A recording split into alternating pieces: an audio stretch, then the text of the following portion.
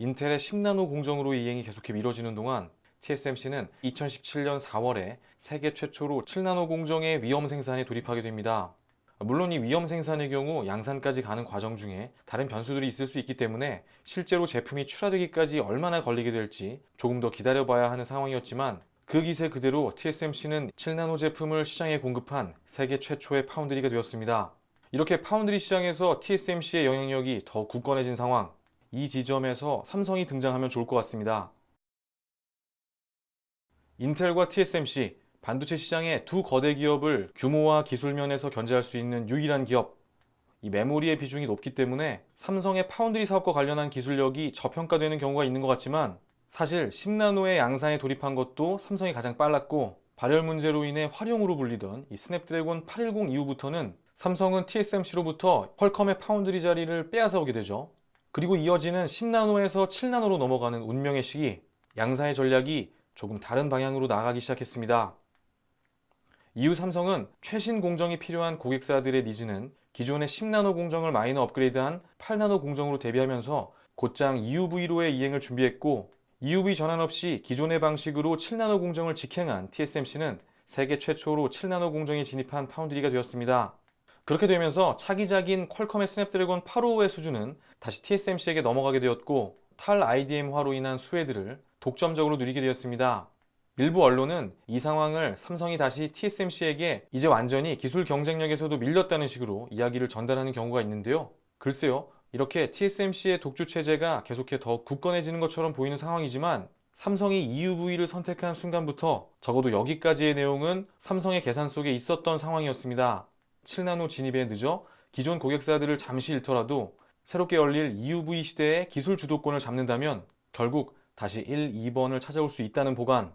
그런 이유로 TSMC보다 7나노 진입이 늦었기 때문에 삼성이 파운드리 기술 주도권을 빼앗겼다고 이야기하는 일부 전문가들의 의견에 동의하기 어렵습니다.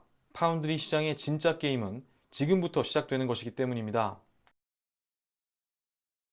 7나노 공정 자체는 늦었지만 삼성은 7나노 EUV 공정에서는 TSMC를 제치고 먼저 공정 개발을 완료하였습니다.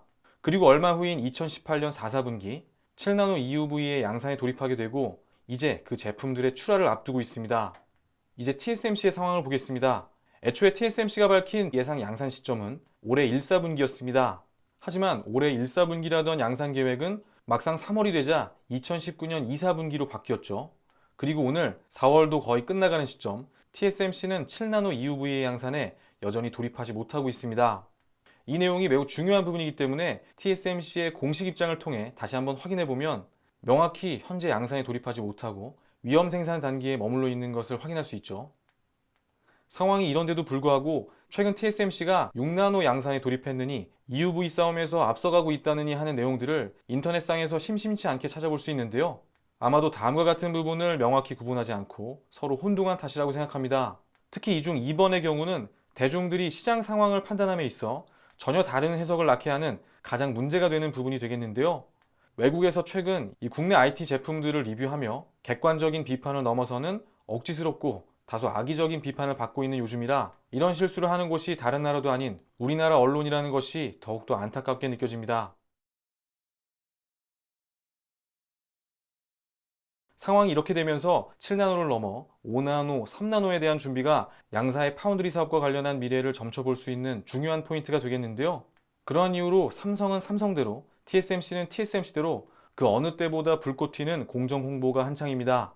TSMC는 확실히 발등에 불이 떨어졌습니다. 아직 7나노 EUV 양산에 들어가지도 못한 시점에 5나노 EUV 공정이 시험 생산이 들어갔다는 이야기를 언론에 공표하는 것이죠. 문제는 이 내용을 가지고 일부 언론에서 TSMC가 5나노로 삼성을 다시 한번 앞서 나갔다, 이런 식의 뉘앙스로 보도를 하는 것인데, 더 나아가 다소 황당하기까지 한 이 TSMC 3나노 EUV 양산설도 있습니다. 사실관계를 확인해보면 현재 나온 내용은 앞서 이야기 나눈 이 TSMC의 5나노 EUV 공정의 생산 라인인 Fab 18에 3나노 장비를 함께 설치할 예정이라는 내용에 불과하죠.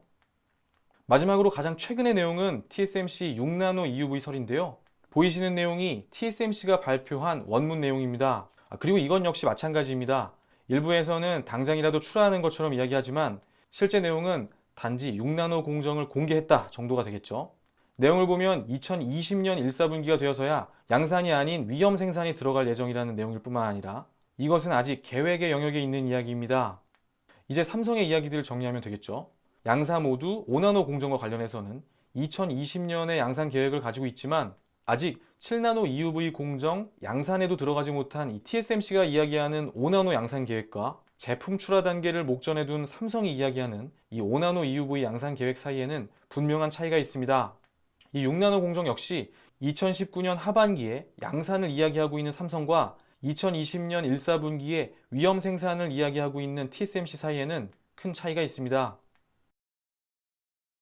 기본적으로 이 세 가지 점에서의 문제로 인해 내용들이 다소 어지럽게 보도가 되면서 정작 10나노에서 7나노로 넘어가면서 파운드리 시장에서 벌어지고 있는 중요한 장면들이 부각되지 못하고 있는 것 같은데요. 삼성의 과감했던 EUV로의 선택은 매우 훌륭한 한 장면이었다고 생각합니다. 그리고 중요한 점은 이제 최신 공정 시장에 독보적인 단 2명의 경쟁자만이 남았다는 것이죠. 앞으로 계속해서 증가하게 될 최신 공정 수요들은 당분간 이 두 기업들의 몫이 되겠습니다. 마지막으로 EUV 공정으로 가지 못한 나머지 파운드리 기업들은 이제 망하는 것이냐 하면 그렇지는 않습니다. 나머지 기업들 역시 가져갈 수 있는 각자의 몫이 있는 것이겠죠. 이들이 향해야 할 방향은 이제 전문화 효율화입니다. 이들이 주목하는 대표적인 공정이 28나노 공정이죠. 가격, 성능, 전력 효율의 3박자를 고루 갖춘 팹리스 업체들의 수요가 가장 많이 발생하는 공정이 되겠습니다. 당분간 이렇게 최신 공정은 아니지만 각기 보유한 고객사들이 원하는 공정의 효율화에 집중하면서 EUV로의 전환을 노리게 되겠죠. 그리고 언젠가 다시 EUV 공정 전쟁에 새로운 도전자들이 다시 등장하게 되겠습니다.